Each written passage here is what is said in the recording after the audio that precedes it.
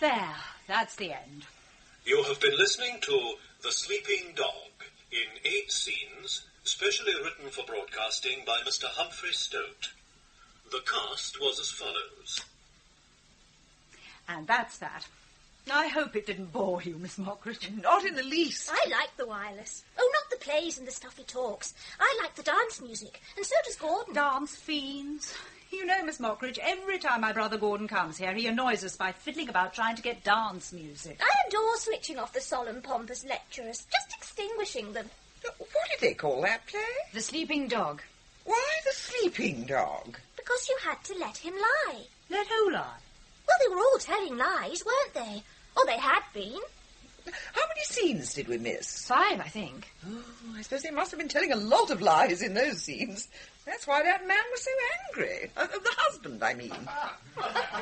Listen to the men. They're probably laughing at something very improper. No, just gossip. Men gossip like anything. Of course they do. Quite right. People who don't like gossip aren't interested in their fellow creatures. I insist upon my publishers gossiping. Yes, but the men pretend it's business. They've got a marvellous excuse now that they're all 3 directors of the firm. Yes, of course.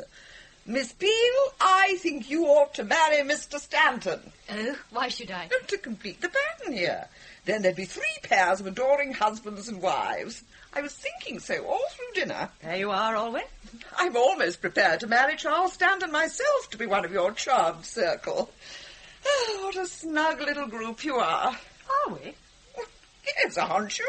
Snug little group? How awful. Not awful at all. I think it's charming. It sounds disgusting. Yes, like Dickens or a Christmas card. And very nice things to be. In these days, almost too good to be true. Oh, why should it be? I didn't know you were such a pessimist, Miss Mockridge. Didn't you? Then you don't read the reviews of my books. And you ought to, you know, being an employee of my publishers. I shall complain of that to my 3 directors when they come in. Certainly I'm a pessimist. But I didn't mean it that way, of course. I think it's wonderful. It is rather nice here. We've been lucky. Enchanting. I hate to leave it. You know I'm in the town office now, not down here at the press, but I come back as often as I can. I'm sure you do. You've been with the firm for, 4 years? Yes, since 1928. Oh, it must be so comforting to be all so settled. Pretty good. But I suppose you all missed your brother-in-law. He used to be down here with you too, didn't he, Freda? You mean Robert's brother Martin? Yes, Martin Caplan. I was in America at the time and never quite understood what happened. Something rather dreadful, wasn't it? Oh, have I dropped a brick?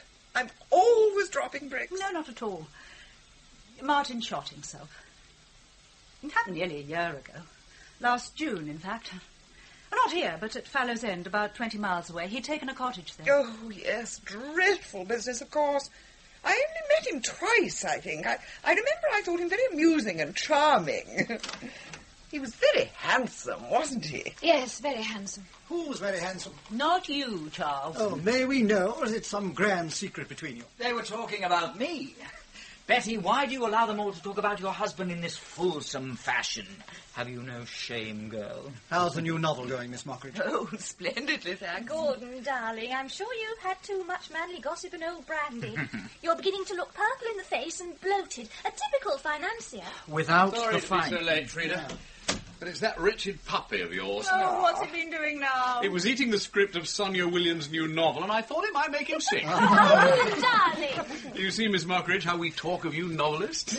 I've just been saying what a charming, cosy little group you've made here, all of you. I'm glad you think so. I think you've all been lucky. I agree, we have. Yeah, it's not all luck, Miss Mockridge. You see, we all happen to be nice, easygoing people. Except Betty, she's terribly wild. That's only because Gordon doesn't beat her often enough, yet. You see, Miss Peel, Mr. Stanton is still a cynical bachelor. I'm afraid he rather spoils the picture. Miss Peel can't afford to talk. She's transferred herself to the London office and deserted us. I come back here as often as I'm asked. But whether it's to see me or Robert, we can't yet decide. Anyway, Betty's getting jealous. Oh, frightfully. So what's disturbing the ether tonight? Anybody know? I'll find something for you. Let's have a look in the Radio Times. No, Gordon, don't start it again. We've just turned the wireless off.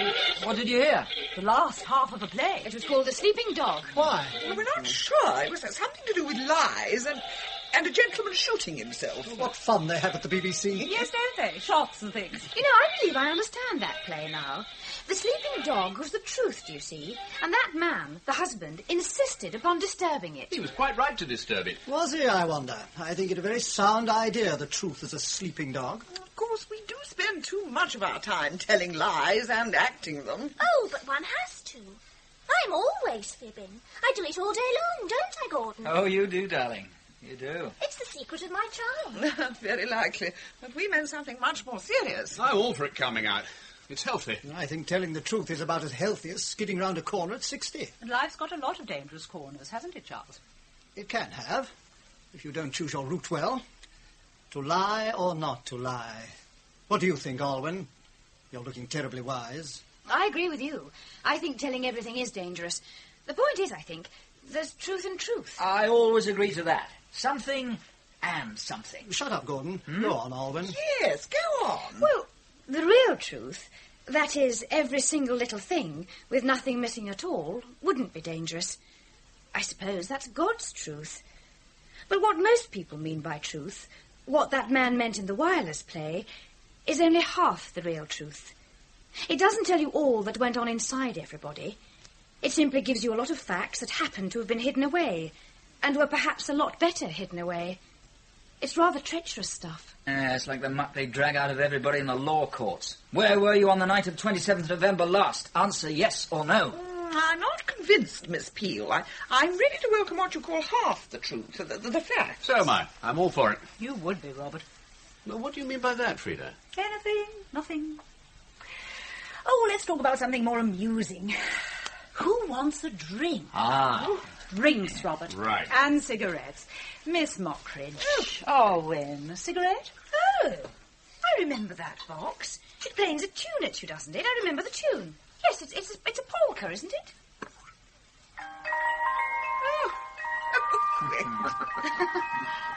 That's rather good, isn't it? Can't have been this box, you remember, Olwen. This is the first time I've had it out. It belonged to someone else. It belonged to Martin, didn't it? He showed it to me. No, he couldn't have shown it to Olwen. He hadn't got it when you saw him last. How do you know he hadn't got it, Freda? Well, that doesn't matter. I do know. Martin couldn't have shown you this box, Olwen. Couldn't he? No, perhaps he couldn't. I suppose I got mixed up. I must have seen a box like this somewhere else and then pushed it onto poor Martin because he was always so fond of things like this. Olwen, I'm going to be rather rude, but I know you won't mind. You know, you suddenly stopped telling the truth then, didn't you? You're absolutely positive that this is the box Martin showed you, just as Freda is equally positive it isn't. Well, does that matter? Not a hoot, I'd say. I've been trying to find some dance music, but that thing has suddenly decided not to function. Then don't fiddle about with it. Don't bully Gordon. Well, you stop it. No, I don't suppose it does matter, Olwen. After what we've been saying, I couldn't help thinking that it was rather an odd, provoking situation. Just what I was thinking. It's all terribly provoking. More about the cigarette box, please. Well, it's all perfectly simple. Wait a minute, please, Freda. I don't think it is all perfectly simple, but I can't see that it matters now. I don't understand you. Neither do I. First you say that it can't have been the same box, and now you say it's not all perfectly simple and begin to hint at grand mysteries. I believe you're hiding something, Olwen, and that isn't like you.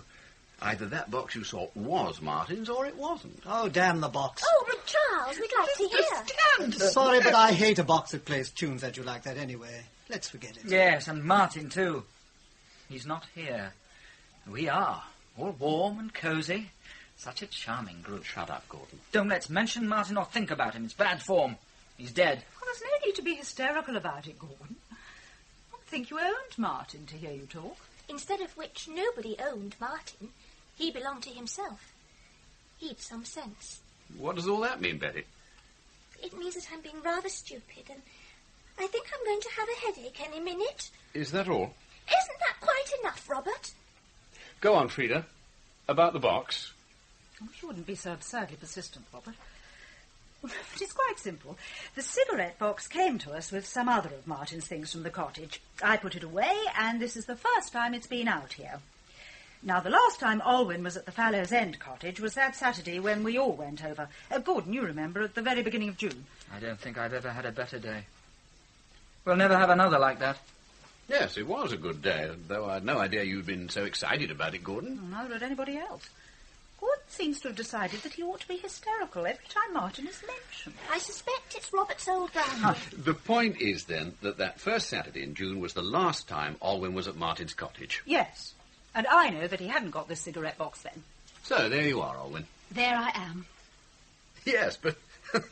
hang it all, where are you? You're a baby, Robert. I don't know where I am. Out of the dock or the witness box, I hope. Oh, no, please. That would be too disappointing. You know, that wasn't the last time you were at the cottage, Olwen. Don't you remember? You and I ran over the next Sunday afternoon to see Martin about those little etchings. Yes. Yes, that's true. But I don't remember him showing us the cigarette box. In fact, I've never seen it before. I've never seen it before, and I don't think I ever want to see it again. I never heard such a lot of fuss about nothing. I wouldn't be too sure about that, Charles. But I may as well tell you that Martin couldn't have shown you the box that Sunday anyhow because he hadn't got it then. You seem to know a lot about that box, Freda. And that's just what I was going to say. Why are you so grand and knowing about it? I know why, Freda. You gave it to him. Did you, Freda? Yes, I gave it to him. That's queer. When did you give it to him? Where did you pick it up? That's all quite simple, too. You remember the day before that awful Saturday? You were staying up in town and I came up for the day. Well, I happened to see the cigarette box at Calthrop's. And Calthrop's sent it to Martin down at Fallow's End, so that he never got it until that last Saturday? Yes. Well, that's that. No, I'm sorry, Freda, but it's not quite so simple as all that. You mustn't forget that I was with Martin at the cottage that very Saturday morning. Well, what about it? Well, I was there when the parcel post came, with the letters, in the morning. I remember Martin had a parcel of books from Jack Brookfield. I don't forget anything about that morning. Neither would you if you'd been dragged into that hellish inquest as I was. But he didn't have that cigarette box. Oh, I suppose it must have arrived by the afternoon post, then. What does it matter? Doesn't matter at all, Freda, darling. Except that at Fallow's End, parcels are never delivered by the afternoon post. Yes, they are. No. How do you know? Because Martin used to grumble about it and say that he always got books and manuscripts a day late. That cigarette box didn't arrive in the morning because I saw the post opened, and it couldn't have been delivered in the afternoon. Freda, I don't believe those shop people in town ever sent the box. You took it to Martin yourself. You did, didn't you? You are a fool, Gordon. Possibly. But remember, I didn't start all this. You did take it to Martin, didn't you? Did you, Freda? Well, if you must know, I did. I thought so.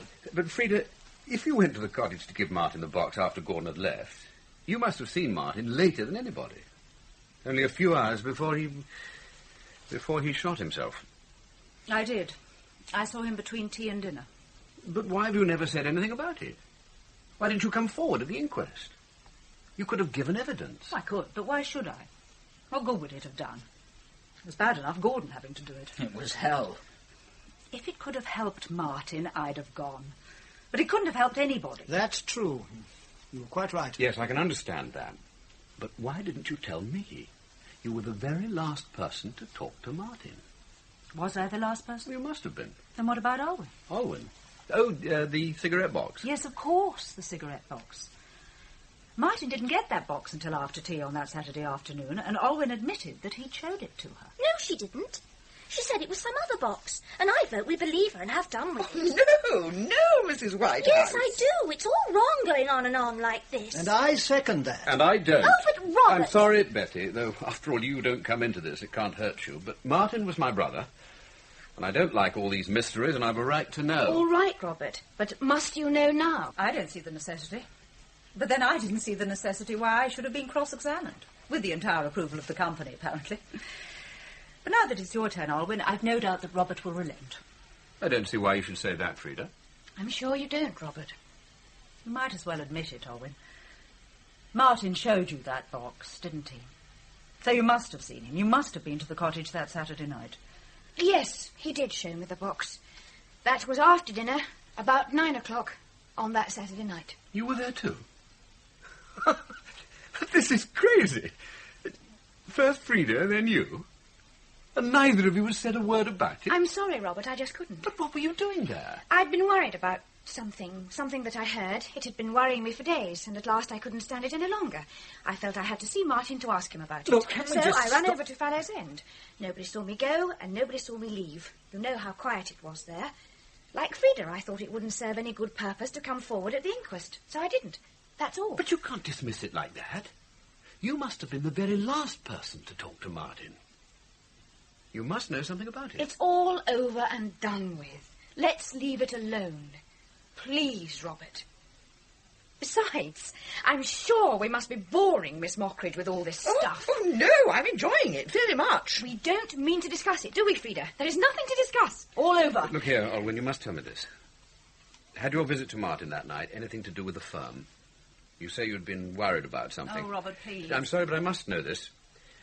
Was that something to do with that missing £500? Oh, for God's sake, don't drag that money into it. We don't want all that all over again. Martin's gone. Leave him alone, can't you, and shut up about the rotten money. Gordon, be quiet. You're behaving like an hysterical child tonight. I'm so sorry, Miss Mockridge. Oh, not at all. But I think, if you don't mind, it must be getting late. No. It's early yet. Oh, must you really go, Miss Mockridge? Yes, I really think I ought. It's at least half an hour's run to the Pattersons, and I don't suppose they like their car and their chauffeur to be kept out too late. Thank you so much. It's been so delightful seeing you all again. Such a charming group you make here. Goodbye, Mrs. Whitehouse. Goodbye. Goodbye. You left your wrap in my room. I'll get it for you. The sofa's in the kitchen, I think. Bye. Goodbye.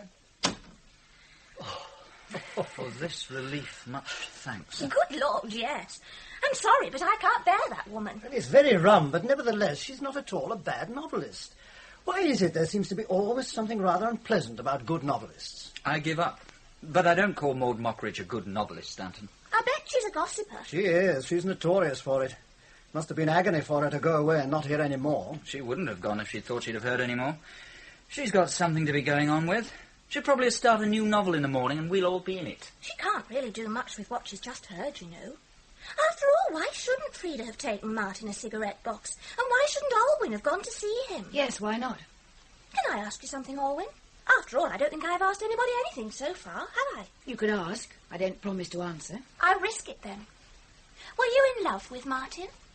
Not in the least. As a matter of fact, to be absolutely candid, I rather disliked him. Yes, I thought so. Oh, rot. I'll never believe that, Olwen. You couldn't dislike Martin. Nobody could. Well, I don't mean he hadn't any faults or anything, but with him they just didn't matter. I mean, you had to like him. He was Martin. In other words, you're God. You know Gordon literally adored him, didn't you, darling? Well, he could be fascinating. He was certainly very clever. I must admit the firm's never been the same without him. I should think not. How could it be? All right, now we can thrash this out. Oh, do we have to go on about it? Oh, no, please, Robert. I'm sorry, Olwen, but I want to know the truth now. There's something very queer about all this. First Freda going to see Martin and never saying a word about it. And then you going to see him too, Olwen, never saying a word about it either. It's not good enough. Seems to me it's about time some of us began telling the truth for a change. Well, do you always tell the truth, Robert? I try to. Noble fellow. But don't expect too much of us ordinary mortals. Spare our weaknesses. What weaknesses? Well, anything you like, my dear Freda. Buying musical cigarette boxes, for instance. I'm sure that's a weakness. Or making rather too much use of one's little country cottage. I think that, too, in certain circumstances, might be described as a weakness. Do you mean Martin's cottage? I hardly ever went there. No, I wasn't thinking of Martin's. Must have been thinking of another one, perhaps your own. I'm afraid I don't understand. Look here, what's all this about? Are you starting now, Stanton? Certainly not. Well, I want to get to the bottom of this Martin business. And it's up to you, Olwen. You were the last to see Martin. Why did you go to see him like that? Was it about the missing money? Yes, it was. Did you know then that Martin had taken it? No. But you thought he had? I thought there was a possibility he had. You were all damn ready to think that. Gordon, I want to go home now. I'm going to have an awful headache if I stay any longer. I'm going home, to bed. All right, just a minute. I'll take you along, Betty, if Gordon wants to stay on. No. I want Gordon to come along too. All right, I'll come along, but hang on a minute. I tell you, I want to go now. Take me home. Why? What's the matter? I don't know. I I'm stupid, I suppose. All right, we'll go. I'll come along too. Betty, I'm awfully sorry if all this stuff has upset you. I know it's nothing Oh, to do don't with go you, on and Amy. on about it. Why can't you leave things alone? Well, good night, everybody. I'll see these infants home and then turn in myself. Very good of you. Yes, isn't it? Good night. Night, Charles. And now, Olwen, you can tell me exactly why you rushed to see Martin like that about the missing money. We're all being truthful now, are we? I want to be. What about you, Freda? Oh, yes. I don't care. What does it matter? A queer way of putting it. Is it? You started all this, you know, Robert. Now it's your turn. Will you be truthful with me? Good God, yes, of course I will. But it's not my turn. I asked you a question that you haven't answered. I know you have, but I'm going to ask you one before I do answer yours. I've been wanting to do it for some time, but I've never had the chance, or never dared. Now I don't care. It might as well come out. Robert, did you take that money? Did I take the money? Yes. Of course not. You must be crazy, Olwen. You think even if I had taken it, I'd have let poor Martin shoulder the blame like that? But Martin took it, of course, we all know that. Oh, what a fool I've been. I don't understand. Surely you must have known that Martin took it. You can't have been thinking all this time that I did. Yes, I have. And I've not been thinking it. I've been torturing myself with it. But why? Why? Damn it all, it doesn't make sense. I might have taken the money. I suppose we're all capable of that under certain circumstances. But never on earth could I have let somebody else, and especially Martin, take the blame for it. I thought you were a friend of mine, Olwen, one of my best and oldest friends. Robert, you might as well know. Oh, no, Freda, please. Why not? Please. What does it matter? You might as well know, Robert, and how you can be so dense baffles me, that Olwen is not a friend of yours. Of course she is. She's not. She's a woman who's in love with you. Very different thing. She's been in love with you for ages. Freda, that's damnably unfair. It's cruel. It's not going to hurt you. And he wanted the truth. Let him have it. I'm terribly sorry, Olwen. I suppose I've been stupid. You've always been very good friends. And I've always been very fond of you. Stop. Oh, Freda, that was unforgivable. You had no right to say that. But it's true, isn't it? You wanted the truth, Robert, and here it is, some of it. Olwen's been in love with you for ages. Wives always are aware of these things, you know. And not only that, I'll tell you now what I've longed to tell you for some time, that I think you're a fool for not being aware of it yourself, for not having responded to it, for not having done something drastic about it long before this. If somebody loves you like that, for God's sake, enjoy it. Make the most of it. Hold on to it. Before it's too late. Freda, I understand now. Understand what? About you. I ought to have understood before. If you mean by that you understand now that Freda doesn't care for me very much, you're right. We've not been very happy together. Somehow our marriage hasn't worked. Nobody knows. Of course they know. Do you mean you've told them? Of course I haven't told them. They didn't need to be told. But Olwen here has just said she understood about it for the first time. No, I knew about that before, Robert. It was something else that I just... Well, what is it? I'd rather not explain. Be noble now, Olwen. You needn't, you know. I'll pass. No, it's not that. It's because I couldn't talk about it. There's something horrible to me about it, and I can't tell you why. But Olwen, I'm sorry I said I understood. It slipped out, please. Oh, very well. But you've got to talk about that money now.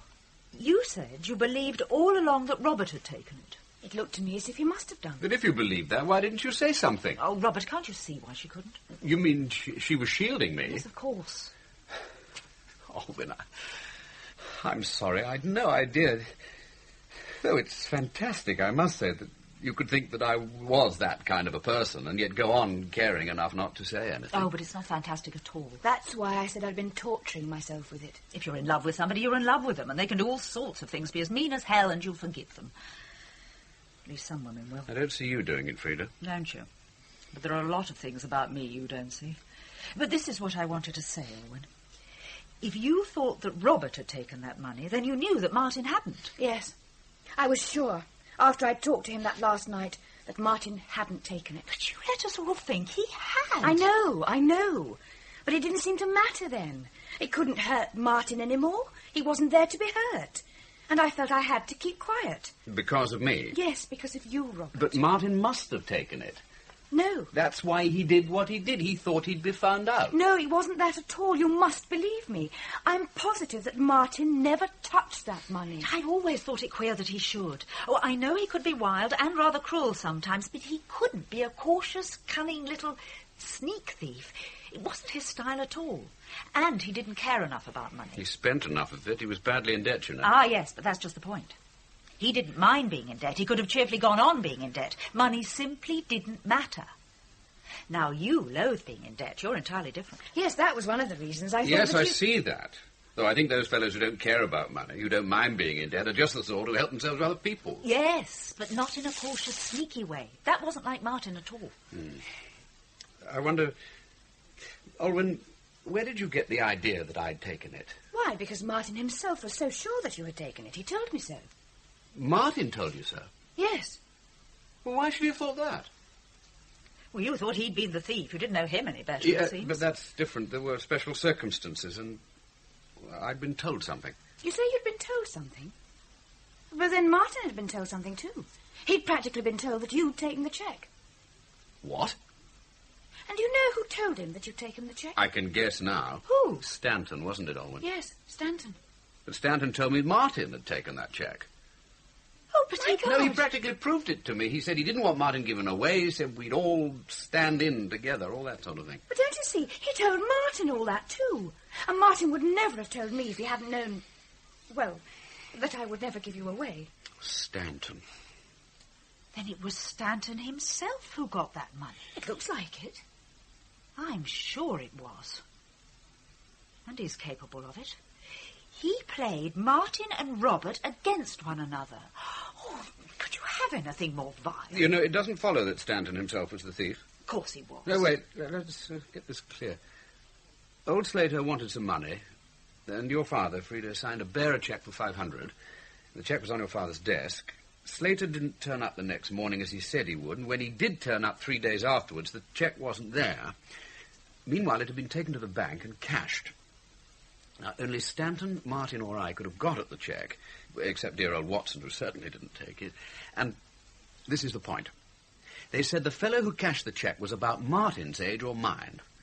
They were rather vague, I gathered, but what they did remember of him certainly ruled out Stanton himself. Mr. Whitehouse wouldn't have you identified at the bank, I remember. No, Father was too fond of them all and too hurt.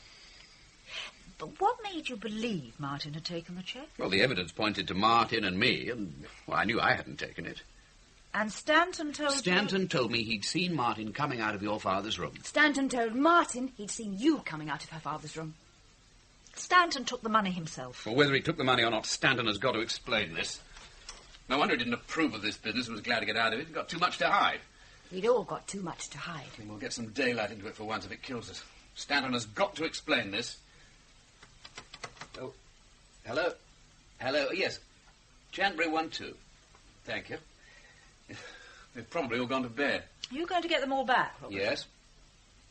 Oh, hello. Is that you, Gordon? Has Stanton gone to bed yet? He hasn't. Well, I want you both to come back here. Yes. More and more of it. It's damned important. Yes, we're all in it. Oh, no, of course not. We can keep Betty out of it. All right, then. Yeah, be as quick as you can. They're coming back. All of them? No, not Betty. She's going to bed. Wise little Betty. Well, I don't see why you should use that tone of voice, Olwen, as if Betty was cleverly dodging something. You know very well she's not mixed up in this business. Do I? No, but you've no right to sneer at Betty like that. You know very well it's better to keep her out of all this. No, we mustn't soil her pure young mind. Look, obviously you dislike her. I can't imagine why. She's always had a great admiration for you. Well, I'm sorry, Robert, but I can't return her admiration, except for her looks. I don't dislike her, but, well, I can't be as sorry for her as I'd like to be or ought to be. You can't be sorry for her? Is it necessary for you or anybody else to be sorry for her? You're talking rather wildly now, Olwen. I suspect not, Robert. And anyhow, it seems to be our evening for talking wildly. Also, I'm now facing a most urgent problem. The sort of problem that only women have to face. If a man has been dragged back to your house to be told he's a liar and a cad and a sneak and a possible thief, ought you to make a few sandwiches for him? He'll get no sandwiches from me. No sincerity, no sandwiches. That's your motto, is it? No? Oh, dear, how heavy we are without Martin. And how he would have adored all this. He'd have invented the most extravagant and incredible sins to confess to. Oh, don't look so solemn, you two. You might be a bit brighter just for a minute. I'm afraid we haven't got your light touch, my dear Freda. I suppose I feel like this because, in spite of everything, I feel like a hostess expecting company, and I can't help thinking about bright remarks and sandwiches. And here they are. You let them in, Robert. Right. Have you really known a long time? Yes, more than a year. I've often wanted to say something to you about it. What would you have said? I don't quite know. Something idiotic. But friendly, very friendly. And I only guessed about you tonight, Freda. And now it all seems so obvious. I can't think why I never guessed before. Neither can I. It's quite mad, isn't it? Oh, quite mad. And rapidly getting madder. I don't care. Do you? It's rather a relief. Yes, it is, in a way. But it's rather frightening, too. Like being in a car when the brakes are gone. And there are crossroads and corners ahead. I'm sorry about this, Freda, but it's Robert's doing. He insisted on our coming back. Well, I think Robert was right. Oh, there's a change, anyhow. Well, what's all this about? Chiefly about that money, Gordon. Oh, hell, I thought as much. Why can't you leave poor Martin alone? Wait a minute. Martin didn't take that cheque. What? Is that true, Robert? Are you sure? Yes, we're sure. You know, I never could understand that. It wasn't like Martin. Do you really believe that Martin didn't get that money? If he didn't, who did? And if he didn't, why did he shoot himself? Stanton, we don't know, but we're hoping that you'll tell us. Being funny, Robert? Not a bit. I wouldn't have dragged you back here to be funny. You told me, didn't you, that you were practically certain that Martin took that cheque? Certainly I did. And I told you why I thought so. All the evidence pointed that way. And what happened afterwards proved that I was right. If he did, then why did you tell Martin that you thought Robert had done it? Don't be ridiculous, Freda. Why should I tell Martin that I thought Robert had done it? Yes, why should you? That's what we want to know. But of course I didn't. Yes, you did. Olwen, are you in this too? Yes, I'm in it too. Because you lied like that to Martin, telling him you were sure Robert took the cheque, you've given me hours and hours and hours of misery. But I never meant to, Olwen. How could I know that you would go and see Martin and that he would tell you? It doesn't matter whether you knew or not. It was a mean, vile lie. After this, I feel that I never want to speak to you again. I'm sorry, Olwen. I'd rather anything had have happened than that. You'd better stop lying now, Stanton. You've done enough. Why did you play off Martin and me against each other like that? There can only be one explanation, because he took that cheque himself. My God, you didn't, did you, Stanton? Yes, I did. And you're a rotten swine, Stanton. Oh, I don't care about the money, but you let Martin take the blame. You let everybody think he was a thief. Oh, don't be such an hysterical young fool. I didn't let Martin take the blame, as you call it. He wasn't the sort to take the blame, and you ought to know that. It happened that in the middle of all the fuss about this money, he went and shot himself. You all jumped to the conclusion that it was because he had taken the money and he was afraid of being found out. I let you go on thinking it, that's all. But you deliberately tried to fasten the blame onto Martin or me. Of course he did. That's what makes it so foul. Not really. I had not the least intention of letting anybody else be punished for what I'd done. I was only playing for time. I took that cheque because I'd got to have some money quickly, and I didn't know where to turn. I knew I could square it up in a week, and I knew, too, that if necessary, I could make it all right with old Slater, who's a sportsman. But when it all came out, I'd got to play for time, and that seemed to me the easiest way of doing it. But you couldn't have cashed the cheque at the bank yourself. No. I got somebody else to do that, a fellow who could keep his mouth shut. It was pure coincidence that he was about the same age and build as you and Martin. Don't go thinking there was any deep-laid plot. There wasn't. There never is in real life. It was all improvised and haphazard and damn stupid. And why didn't you confess to this before? Why the devil should I? Martin's suicide put paid to the whole thing. Nobody wanted to talk about it after that. Dear Martin must have done it, so we won't mention it. That was the line. It wasn't the 500. I'd have been glad to replace that. But I knew damned well that if I confessed, the old man would have had me out of the firm in 2 minutes. I wasn't one of his pets, like you and Martin. I'd had to work myself up from nothing in the firm. I hadn't been brought in because I had the right university and social backgrounds. If the old man had thought for a minute that I'd done it, there'd have been none of this hush-hush business. He'd have felt like calling the police. Don't forget, I'd been a junior clerk in the office. You fellows hadn't. It makes a difference, I can tell you. But my father's been retired from the firm for 6 months. Well, what if he has? The whole thing was over and done with. Why open it up again? It might never have been mentioned if you hadn't started on this damn fool inquisition tonight. Robert Gordon and I were all working well together in the firm. What would have happened if I'd confessed? Where are we? Who's better off because of this? Well, you're not, it's true. But Martin is. And the people who cared about him. Are they? Of course they are. Don't be too sure. Well, at least we know now that he wasn't a mean thief. And that's all you do know. But for all that, he went and shot himself. And you don't suppose he did it for fun, do you? You can drop that sort of talk, Stanton. Why should I? You wanted the truth and now you're getting it. I didn't want to come back here and be put in the witness box. It's your own doing. I'll say what I damn well like. Martin shot himself, and he did it, knowing that he'd never touched the money. So, it must have been something else. Well, what was it? You see what you've started now.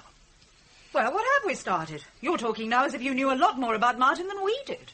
What I do know is that he must have had some reason for doing what he did, and that if it wasn't the money, it must have been something else. Perhaps he did it because he thought I'd taken the money. And then again, perhaps not.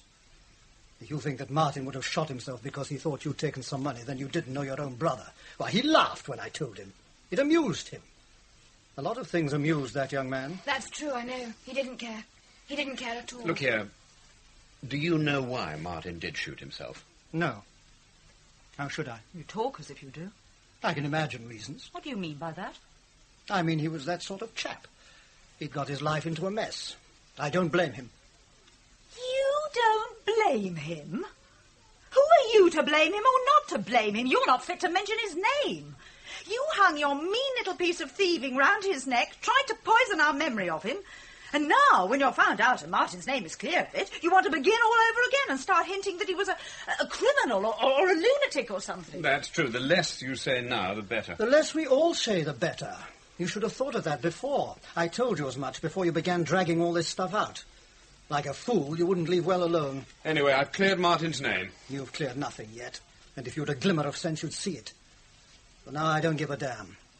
You're going to get all you ask for. One of the things we shall ask for is to be rid of you. Do you think you'll stay on with the firm after this? I don't know and I don't care. Well, you did a year ago. But now I don't.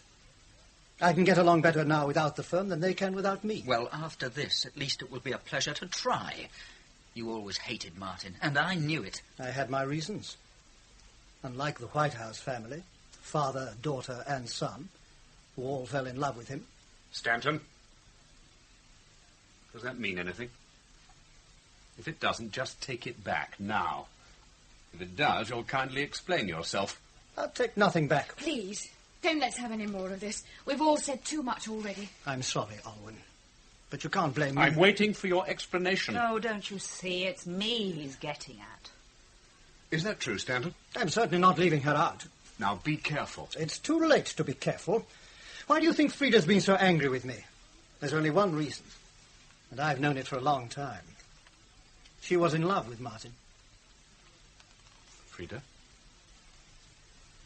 Is it true? Yes. Has that been the trouble all along? Yes, all along. When did it begin? Oh, a long time ago. Or it seems a long time ago, ages. Before we were married? Yes. I thought I could break it then. Oh, I did for a little time, but it came back, worse than ever. I wish you'd told me. Why didn't you tell me? I wanted to. Hundreds of times I seem to have tried to. I've said the opening words to myself, you know.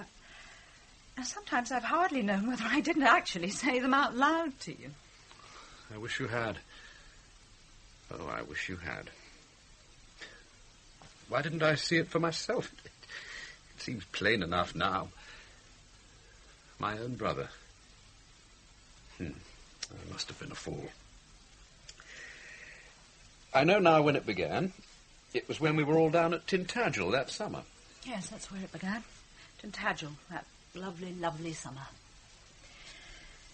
Nothing's ever been quite real since then. Martin went away walking. You said you'd stay a few days with the Hutchinsons. Was that? Yes. Martin and I spent that little time together, of course. It was the only time we really did spend together. Oh, it didn't mean much to him. Sort of experiment, that's all. But didn't Martin care? No, not really.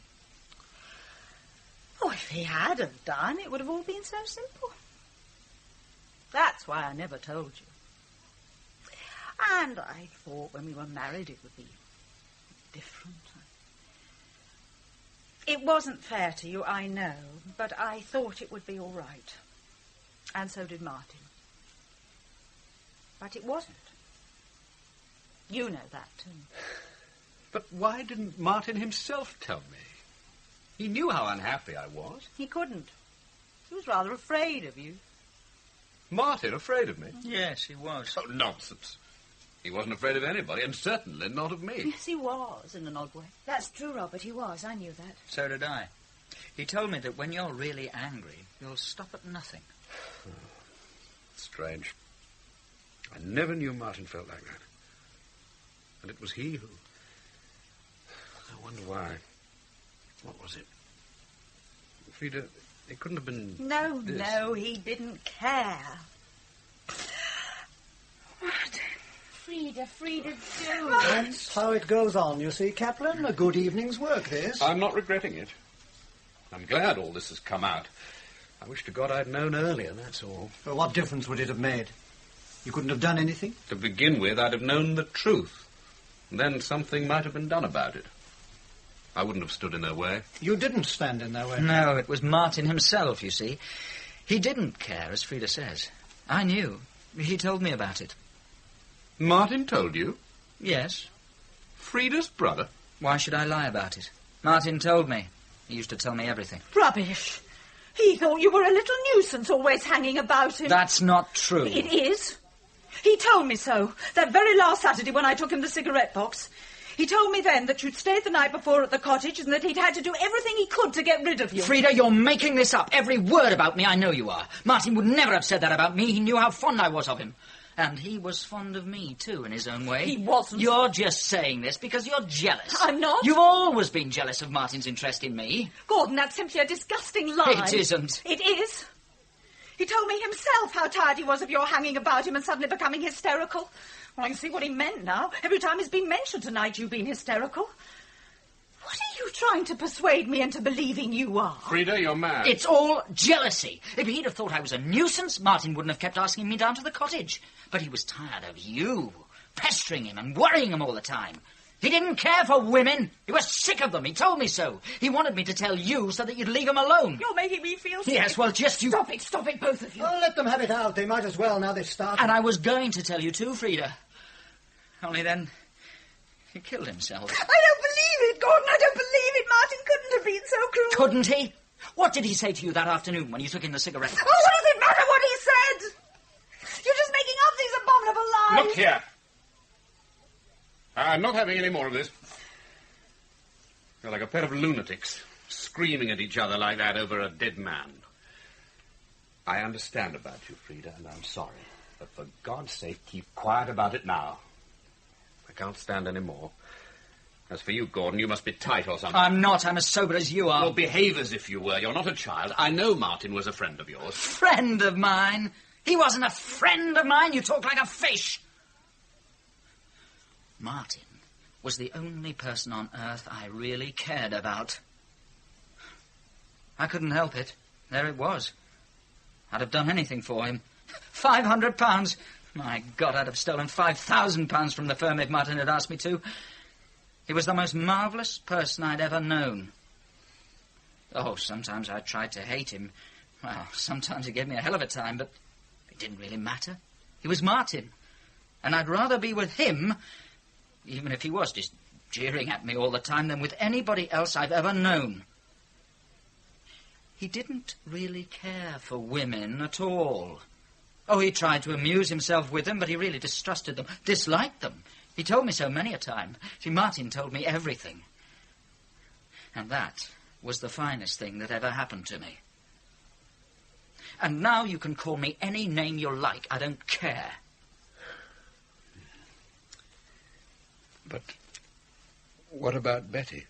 You can leave her out of this. I want to, but I can't help thinking about her. You needn't. She can look after herself. That's just what she can't do, and she oughtn't to have to do. You ought to see that. Well, I don't see it, and I know her better than you do. You know everybody better than anybody else does. Oh, you would say that, wouldn't you? Look, I can't help it if Martin liked me better than he liked you. How do you know? Stop it, both of you. Can't you see that Martin was making mischief just to amuse himself? No, I can't. He wasn't like that. Oh, no, not at all like that. You couldn't ask for a quieter, simpler, more sincere fellow. Oh, nobody's going to pretend he was that, but at least he didn't steal money and then try to put the blame on other people. We could all start talking like that, you know, Freda, just throwing things at each other's heads, but I suggest we don't. I agree. But I do want Freda and Gordon to understand that it's simply madness quarrelling over anything Martin ever said to them. He was a born mischief maker and as cruel as a cat. That's one of the reasons why I disliked him so much. Disliked him? Yes, I'm sorry, Robert, but I didn't like Martin. I detested him, and you ought to have seen that. I saw it, and you were quite right. I'm afraid you always are, Olwen. No, I'm not. I trust your judgment. So would I, for that matter. No. And you're the only one of us who will come out of this as sound as you went in. No, that's not true. No, it was Olwen and that damn cigarette box that began the whole business. Oh, that was nothing. I knew about that all along. You knew about what? I knew you'd been to see Martin Caplan that Saturday night. You knew? Yes. But how could you? I don't understand. I was spending that weekend at my own cottage. You remember that garage where the road forks? You stopped there that night for some petrol. Yes, I believe I did. They told me. And said you'd taken the road to Fowler's End, and so I knew you must have been going to see Martin. You couldn't have been going anywhere else, could you? Quite simple. And you've known all this time? Yes, all this time. I suppose, Stanton, it's no use asking you why you've never said a word about it. I'm afraid not. I think I've done my share in the confession box tonight. Well, I wish I'd known a bit more, that's all. There I was, dragged into that foul inquest. Did I know this? Did I know that? My God! And all the time I wasn't the last person he talked to at all. Freda had been there sometime in the afternoon, and Olwen was there that very night. At the very moment, for all we know. Oh, don't talk rubbish. Well, is it rubbish? After all, what do we know? What was Olwen doing there? She's told us that. She was there to talk to Martin about the money. And how far does that take us? What do you mean by that? He means, I imagine, that Olwen hasn't told us very much so far. We know she went to Martin to talk to him about the missing money, and we know that Martin thought Robert had taken it and that she thought so too. And that's all we do know. Yes, we don't know how long she was there or what Martin said to her or anything. It's a pity she wasn't pushed in front of that coroner. They'd have had it out of her in no time. I think it's up to her to tell us a little more. Well, there's no need to sound so damn vindictive about it. Oh! Olwen, what's the matter? There was someone outside the window. Oh, there's nobody there now. No, they darted away. But I swear there was somebody. They'd been listening. Well, they couldn't have chosen a better night for it. It's impossible, Olwen. There isn't any sign of anyone. Thank the Lord for that. Who on earth can this be? Well, don't ask me. I haven't the least idea. Go and see. Yes, but we don't want anybody interrupting us now. Well, don't let them interrupt us, whoever they are. But you'll have to see who it is. Betty, You've been talking about me. good Lord, come in. No, we haven't, Betty, I assure you. You've never been mentioned. But I know you have. I can feel it. That's why I had to come back. I tell you, we haven't. I thought you'd gone to bed, Betty. What's the matter? You're talking about me, all of you. I know you are. I wanted to go to bed. I started to go, and then I couldn't. I knew you were all talking about me. I couldn't stand it. I had to come back. Well, you were wrong. As a matter of fact, you're the one person we haven't been talking about. Is that true, Robert? Yes, of course. You were outside just now, weren't you, Betty? Outside the window, listening. No, I wasn't listening. I was trying to peep in to see exactly who was here and what you all looked like. You see, I was sure you were all saying things about me. And I meant to go to bed, and I was tired. But I felt too excited inside to sleep, and so I took 3 of those tablets I have to make me sleep. And now I feel absolutely dopey. God knows what I shall be saying in a minute. You mustn't mind me. I'm so sorry, Betty. Look, can I get you anything? You sure? And not a word has been said about you. In fact, we all wanted to keep you out of this. It's all rather unpleasant. But seeing that Betty has married into one of the families concerned, I think she ought not to be too carefully protected from the sordid truth. Oh, shut up, Freda. I won't. Why should I? I thought we should see a different Robert now. After what you've said tonight, Freda, I can't see that it matters much to you how different I may be. Perhaps not, but I still like reasonably decent manners. Then set us an example. Oh, shut up, both of you. Well, what have you been talking about, then? It began about the money. You mean that Martin took... Martin didn't take it. We know that now. Stanton took that money. He's admitted it. Oh, admitted it? Stanton? Oh, surely. It's impossible. It sounds impossible, doesn't it? But it isn't. I'm sorry to go down with such a bump in your estimation, my dear Betty, but this is our night for telling the truth. And I've had to admit that I took that money. Terrible, isn't it? But if Martin didn't take the money, then why did he shoot himself? That's what we want to know. Olwen saw him last of all that very evening, and she knew he hadn't taken the money, but that's all she's told us. I've told you that he thought Robert had taken the money. And that was enough in the state he was in then to throw him clean off his balance. You told me yourselves that he was secretly rather frightened of me. It was because Martin had a respect for me. He thought I was the solid, steady one. I was one of the very few people he had a respect for. I tell you, it must have been a hell of a shock to poor Martin. I don't think it was, Robert. Neither do I. But neither of you knew him as I did. Oh, what's the good of talking? He was in a wretched state, run down, neurotic. When he heard that I'd taken the cheque, he must have felt that there was nobody left he could depend on, that I'd let him down. He'd probably been brooding over it day and night. It was that sort. Oh, he wouldn't let you see it, Olwen, but it would be there all the time, giving him hell. Oh, what a fool I was. You? Yes, of course. I ought to have gone straight to Martin and told him what Stanton had told me. Well, if this is true, then the person really responsible is Stanton. Yes. Rubbish. It isn't. Don't you see what you did? No, because I don't believe it. No, because you don't choose to, that's all. No, talk sense. Can't you see Martin had his own reasons? No, what drove Martin to suicide was my own stupidity and your damned lying, Stanton. Oh! I'm sorry, Betty, but this has got to be settled once and for all. You're none of you in a state to settle anything. Listen to me, Stanton. Oh, drop it, man. You've got to answer. I shall never forgive you for telling Martin what you did. By God, I won't. You've got it all wrong. They haven't, you rotten liar. Oh, get out. You made Martin shoot himself. Wait a minute, Gordon. Martin didn't shoot himself. Martin didn't. Of course he didn't. I shot him. That is ridiculous, Olwen. You couldn't have done. Is this your idea of a joke? I wish it was. Olwen. She must be hysterical or something. People often confess to all sorts of mad things in that state, things they couldn't possibly have done. Olwen's not hysterical. She means it. But she can't mean she murdered him, can she? You might as well tell us exactly what happened now, Olwen, if you can stand it. And I might as well tell you before you begin that I'm not at all surprised. I suspected it was you at the first. You suspected I'd done it? Why? For 3 reasons. The first was that I couldn't understand why Martin should shoot himself.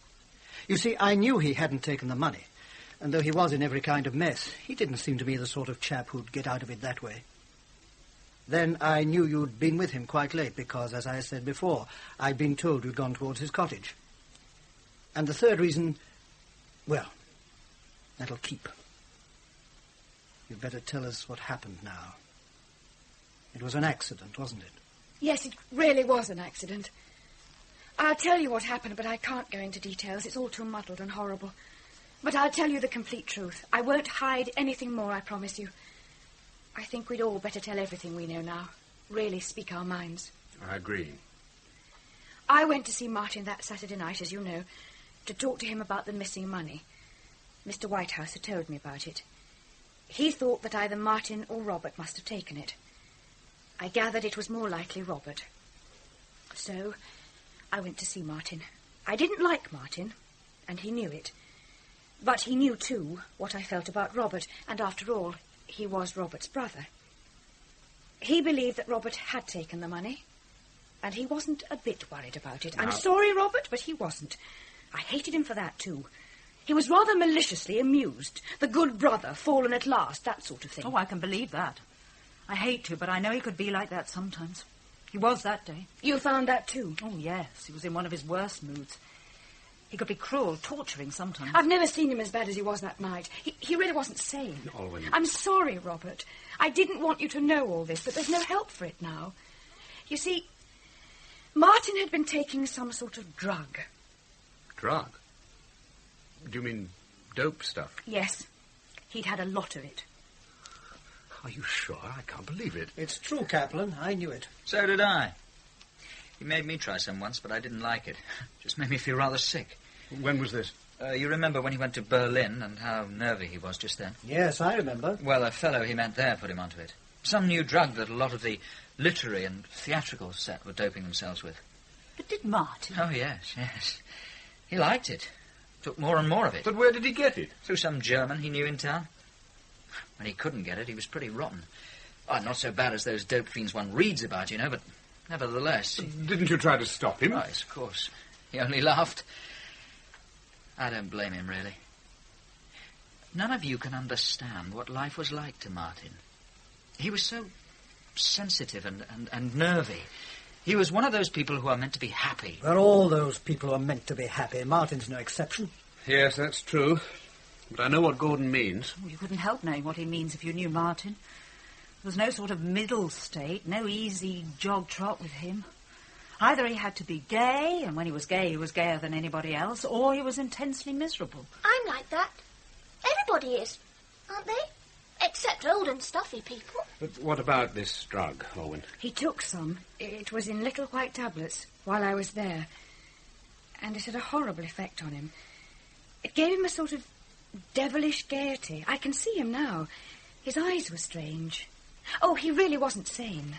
What happened? It's horrible to talk about. I've tried not to think about it. He knew I disliked him, but he couldn't believe I really disliked him. He was frightfully conceited about himself. He seemed to think that everybody young, male or female, ought to be falling in love with him. He saw himself as a sort of Pan, Yes, he did. And he had every reason to. He began taunting me. He thought of me, or pretended to, as a priggish spinster full of repressions who'd never really lived. All rubbish, because I'm not really that type at all. But he pretended to think I was, and kept telling me that my dislike of him showed that I was trying to repress a great fascination he had for me. I'd never lived, never would live, and all the rest of it. He talked a lot about that. I ought to have run out and left him, but I felt I couldn't while he was in that state. In a way, I was sorry for him, because really he was ill, sick in mind and body, and I thought perhaps I could calm him down. I might dislike him, but after all, he wasn't a stranger. He was one of our own set, mixed up with most of the people I liked best in the world. I tried hard to stop him, but everything I said seemed to make him worse. I suppose it would when he was in that excited, abnormal state. Well, he talked about my oppressions, and when I pretended to laugh at him, he got more and more excited. And then he tried to show me some beastly, foul drawings he had. Horrible, obscene things by some mad Belgian artist. Oh, my God. Oh, Freda, I'm so sorry. Please forgive me. I know how this must be hurting you. Martin. I'll stop if you like. He wasn't like that, really. If you'd known him as I'd known him before... I know that. We all do. He was different. He was ill. Go on, Olwen. You can't stop now. There isn't a lot to tell now. When I pushed his beastly drawings away and was rather indignant about them, he got still more excited, completely unbalanced, and shouted out things about my repressions. And then I found he was telling me to take my clothes off. I told him not to be a fool and that I was going. But then he stood between me and the door. And he had a revolver in his hand and was shouting something out about danger and terror and love. He wasn't threatening me with it, or himself. He was just waving it about, being dramatic. I didn't even believe it was loaded. But by this time I'd had more than enough of him. I couldn't be sorry for him any more, and I told him to get out of the way. When he wouldn't, I tried to push him out of the way. And then we had a struggle. He tried to tear my clothes. We really fought one another. It was horrible. He wasn't any stronger than I was. I'd grabbed the hand with the revolver in it. I turned the revolver towards him. His finger must have been on the trigger. I must have given it a jerk. The revolver went off. Oh, horrible. Horrible. I've tried and tried to forget that. If he'd just been wounded, I'm sure I would have stopped with him, even though I was in such a panic. But he wasn't. He was dead. God. You can't be blamed, Olwen. Of course she can't be blamed. And there must never be a word spoken about this, not to anybody. We must all promise that. Give me a cigarette, Robert. Yeah. It's a pity we can't all be as cool and businesslike about this as you are, Stanton. I don't feel very cool and businesslike about it. But you see, it's not as big a surprise to me as it is to you people. I guessed long ago that something like this had happened. But it looked so much like suicide that nobody bothered to suggest it wasn't. It never seemed to me to be anything else. All the evidence pointed that way. I can't think how you could have guessed, even though you knew Olwen had been there. I told you I had a third reason.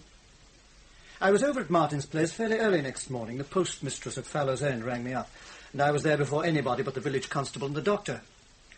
And I spotted something on the floor that the village bobby had missed, and I picked it up, and he wasn't looking. I've kept it in my pocketbook ever since.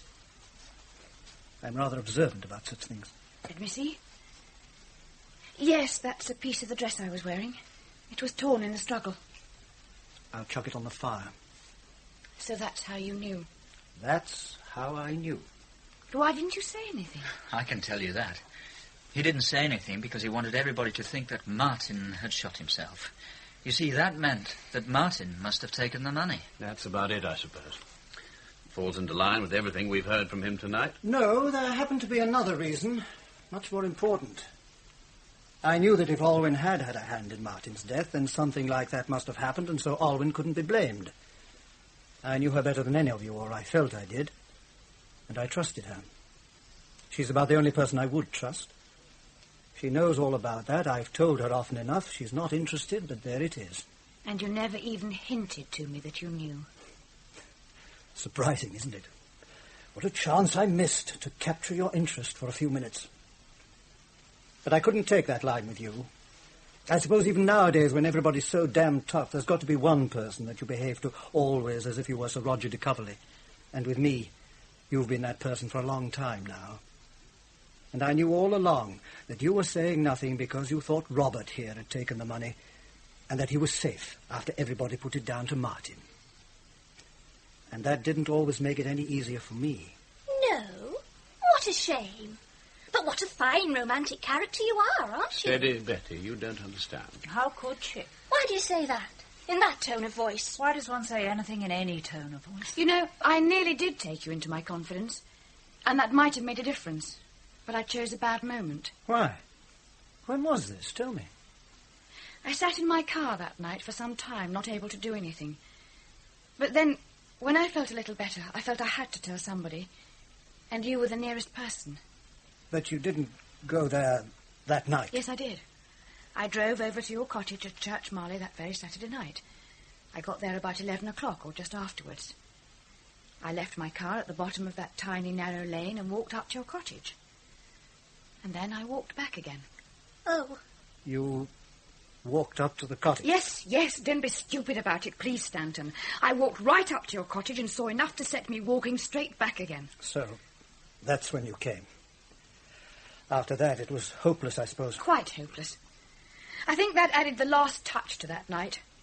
I don't think I've ever felt the same about people, not just here, but everybody, even the people who walk into the office or sit opposite one in buses and trains since that night. I know that's stupid, but I couldn't help it. And you must all have noticed that I've been completely off country cottages. Yes, even Betty's noticed that. Why? What's the matter? What a little liar you are, Betty. Haven't we all been liars? But you haven't. Don't be a fool, Robert. Of course she has. She's lied like fury. What about? Why didn't you ask her? Oh, what does it matter? Leave the child alone. I'm not a child. That's the mistake you've all made. Not you and Stanton. Is that what they mean? Why don't you tell them that it's ridiculous? Oh, how can she? Don't be absurd. You see, Robert, I saw them both in Stanton's cottage that night. I'm sorry, Olwen, but I won't take even your word for this. Besides, there are other possible explanations. Oh, drop this, Caplan. We've had too much of it already. I'm going. You're not going. Oh, don't be a fool. It's no business of yours. That's where you're wrong, Stanton. This is where Robert's business really begins. I'm waiting for an answer, Betty. What do you want me to say? Were you with Stanton at his cottage? Yes. Were you his mistress? Yes. My God, I could. But why? Why? In God's name, why? How could you? How could you? How could I? Because I'm not a child. And I'm not a little stuffed doll, that's why. You would drag all this out, and now you can damn well have it. Yes, I stayed with Stanton that night, and I've stayed with him other nights. He's not in love with me, and I know it, and I'm not in love with him. I wouldn't marry him if I could. But I'd got to make something happen. Gordon was driving me mad. If you want to call someone a child, then call him one, for that's all he is. This damn marriage of ours that you all got so sentimental about is the biggest sham there's ever been. It isn't a marriage at all. It's just nothing. Pretense, pretense, pretense. Betty, darling, and Gordon, darling. When all the time he's mooning over his Martin. I was in love with him when we were married, and I thought everything was going to be marvellous. I wouldn't have looked at anybody else if he'd been real. But he just isn't there. He can't even talk to me. For God's sake, shut up, Betty. I won't shut up. They want to know the truth and they can have it. I don't care. I've had nothing out of my marriage but shame and misery. Betty, that's simply nonsense. If I was a nice little doll you all thought of me, perhaps it wouldn't have mattered. But I'm not. I'm not a child either. I'm a woman. And Stanton was the one person who guessed what was happening and treated me like a woman. I wouldn't have blamed you if you'd gone and fallen in love properly with someone, but this was just a low, sordid intrigue. A dirty little affair, not worth all your silly lies. I suppose Stanton was the rich uncle in America who kept giving you all those fine presents. Yes, he was. You couldn't even be generous, though you'd have given your precious Martin everything we got. I knew Stanton didn't really care for me. So I got what I could out of him. Betty! It served you right.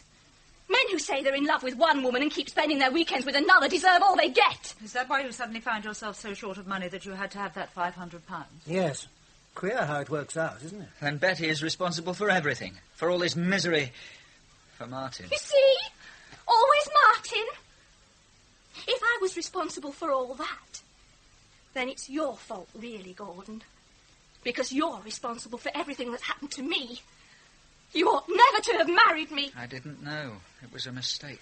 You seem to make that kind of mistake in our family. I'm going to have a drink.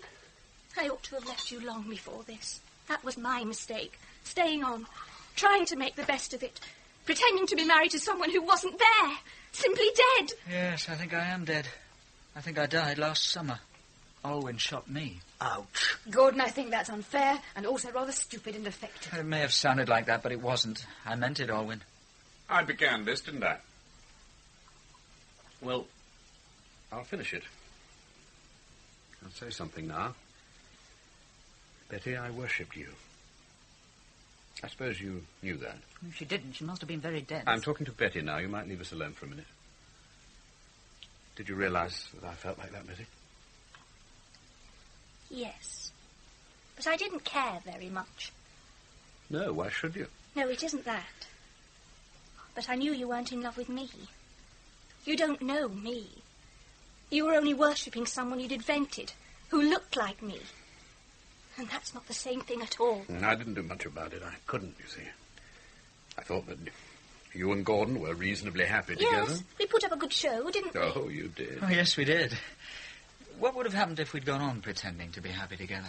Nothing. No? If we'd gone on pretending long enough, I believe we might have been happy together sometimes. It often works out like that. Never. Yes, it does. That's why all this is so wrong, really. The real truth is something so deep, you can't get at it this way. And all this half-truth does is to blow everything up. It isn't civilized. I agree. You agree. You might as well. No, you'll get no sympathy from me, Caplan. Sympathy from you. I never want to set eyes on you again, Stanton. You're a thief, a cheat, a liar, and a dirty, cheap seducer. And you're a fool, Caplan. You look solid, but you're not. You've a good deal in common with that cracked brother of yours. You won't face up to real things. You've been living in a fool's paradise, and now, having got yourself out of it by tonight's efforts, all your own doing, you're busy building yourself a fool's hell to live in. Get out, get out. Good night, Olwen. I'm sorry about all this. So am I. Good night. Good night, Freda. Night, Charles. I suppose you're coming along, Gordon? Not with you, I'm afraid. And don't forget, Stanton, you owe the firm £500 and a resignation. Oh, you're going to take it that way, are you? Yes, I'm going to take it that way. You'll regret it. Good night. No, don't trouble. I can find my way out. Don't be too hasty, Gordon. Whatever his fault, Stanton's a first-class man at his job. If he goes, the firm will suffer. I can't help it. I couldn't work with him after this. The firm will have to suffer, that's all. Oh, don't worry. It's not a case of the firm suffering. The firm's smashed to hell now. Oh, nonsense. Is it? I don't think so. Well, Betty, darling, I think we'd better return to our happy little home, our dear little nest. Oh, don't, Gordon. I'll let you out. Goodbye. Why do you look like that? Oh, I'm not saying goodbye to you. I don't know you. I never did, it seems. I'm saying goodbye to your body. That's all. Robert, please don't drink any more tonight. I know how you feel, but it'll only make you worse. Really, it will. What does it matter? I'm through, anyway. I can't bear seeing you like this. You don't know how it hurts me. I'm sorry, Olwen. I'm really sorry. You're the only one who's really come out of this. I know that. Strange, isn't it? That you should have been feeling like that about me all the time. Yes, all the time. I'm sorry. I'm not. I mean about myself. I suppose I ought to be, but I'm not. It's hurt like anything sometimes. But it's kept me going, too. I know. And you see, now I've stopped going. Something's broken inside. It won't seem bad tomorrow. It never does. All this isn't going to seem any better tomorrow, Olwen. Freda will help, too. After all, Robert, she's fond of you. No, not really. It isn't that she dislikes me steadily. But every now and then she hates me. And now I see why, of course. She hates me because I'm Robert Caplan and not Martin. Because he's dead and I'm alive. She may feel differently after tonight. Oh, she may. I doubt it. She doesn't change easily, that's the trouble. And then again, you see, I don't care anymore. That's the point. Whether she changes or doesn't change, I don't care now. And you know there's nothing I wouldn't do, Robert. I'll run away this very minute with you if you like. I'm terribly grateful, Olwen. But nothing happens here. Here, inside. That's the damned awful cruel thing. Nothing happens. All hollow. Empty. I'm sure it's not at all the proper thing to say at such a moment, but the fact remains that I feel rather hungry. What about you, Olwen? You, Robert? Or have you been drinking too much? Yes, I've been drinking too much. Well, it's very silly of you. Yes. And you did ask for all this. I asked for it and I got it. Well, I doubt if you minded very much until it came to Betty. That's not true, but I can understand your thinking, sir. You see, as more and more of this rotten stuff came out, so more and more I came to depend on my secret thoughts of Betty. I've known for some time, of course, that you were getting very sentimental and noble about her. And I've known some time, too, all about Betty. So I've often thought of telling you. I'm not sorry you didn't. You ought to be. Why? That kind of self-deception's rather stupid. What about you and Martin? Well, I didn't deceive myself. I knew everything, or nearly everything, about him. I wasn't in love with somebody who really wasn't there, somebody I'd made up. I think you were. Probably we always are. Then it's not so bad, then. You can always build up another image for yourself to fall in love with. No, you can't. That's the trouble. You see, you lose the capacity for building. You run short of the stuff that creates beautiful illusions. Just as if a gland had stopped working. Then you have to learn to live without illusions. Can't be done, not for us. We started life too early for that. Oh, possibly they're breeding people now who can live without illusions. I hope so, but I can't do it. I've lived among illusions. You have. Well, what if I have? They've given me hope and courage. They've helped me to live. Well, I suppose we ought to get all that from faith in life, but I haven't got any. No religion or anything, just this damned farmyard to live in, that's all. And just a few bloody glands and secretions and nerves to do it with. Oh, but it didn't look too bad. I had my little illusions, you see. Then why didn't you leave them alone instead of clamouring for the truth all night like a fool? Because I am a fool. Stanton was right. That's the only answer. I had to meddle, like a child with a fire. I began this evening with something to keep me going. I had good memories of Martin. I had a wife who didn't love me, but at least seemed too good for me. I had two partners I liked and respected. There was a girl I could idealize. And now... No, Robert, please, we know. But you don't know. You can't know. Not as I know. Or you wouldn't stand there like that as if we'd only just had some damned silly little squabble about a hand of bridge. Freda, can't you... Don't you see? We're not living in the same world now. Everything's gone. My brother was an obscene lunatic. Oh, stop that. And my wife doted on him and pestered him. One of my partners is a liar and a cheat and a thief. And the other, God knows what he is, some sort of hysterical young pervert. And the girl's a greedy little cat on the tiles. No, Robert, no. This is horrible, mad. Please don't go on. It won't seem like this tomorrow. Tomorrow. I tell you, I'm through. I'm through. There can't be a tomorrow. He's got a revolver in his bedroom. Stop, Robert! Stop! Stop!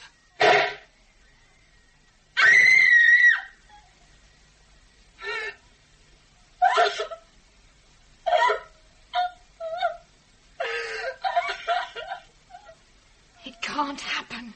It shan't happen.